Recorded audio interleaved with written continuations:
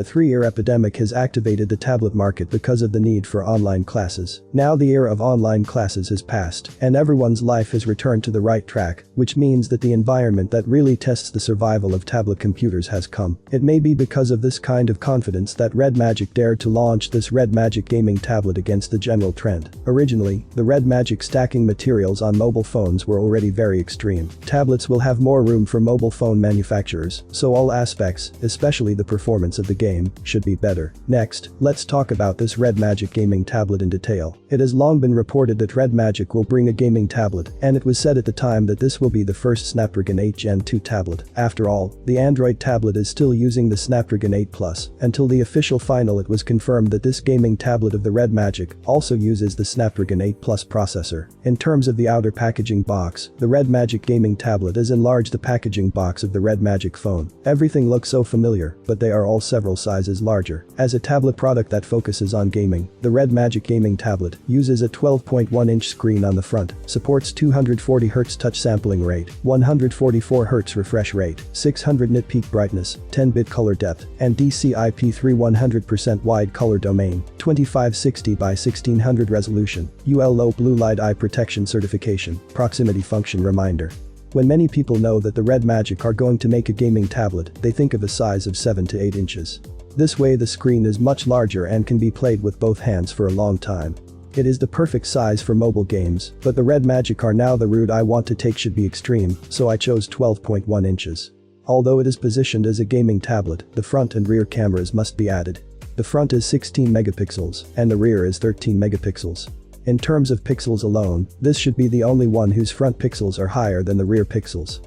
The whole tablet adopts an all-metal integrated body design, equipped with high-fidelity 4 speakers, built-in 10,000 mAh large battery, equipped with 80 watts fast charging. The thickness of the body is 6.5 mm, and the weight is 613 grams. In addition, sharp-eyed users who see here should have already discovered that this tablet actually supports the insertion of a SIM card because it has an antenna on the body.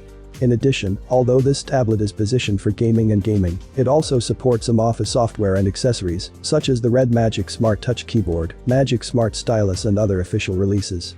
After all, such a large screen is only used for playing. It's a pity that the game is a bit of a pity, and the audio-visual office is also indispensable. The 12.1-inch large screen version and the production of the RedMagic, these points alone are already a guarantee for performance and games. Without further ado, we will start testing directly as usual. The first is of course the Genshin Impact. In the 30-minute test, under the condition of Full HD plus 60 frame quality mode, the power consumption of the RedMagic gaming tablet is 10%. The highest temperature on the front of the tablet screen is 35.8 degrees, and the highest temperature on the rear case, the temperature is 39 degrees. Finally, we tested another chicken, 30 minutes to eat chicken, 8% power consumption. The frame rate is no accident, pulled into a purple straight line, 89.9 frames is also worthy of Snapdragon 8 Plus, and in fact, Snapdragon 8 Plus is very good for eating chicken. I personally feel that there has been no pressure, its load is not high, and now it seems that there are many fewer users playing chicken. But one thing that must be mentioned here is the adaptability of the game. In fact, it is not only the game, but this is a drawback of all Android tablets. The apps on the phone are all adapted, so there will be no problems in terms of resolution and experience, but after being placed on the Android tablet, it will only be enlarged in the same proportion.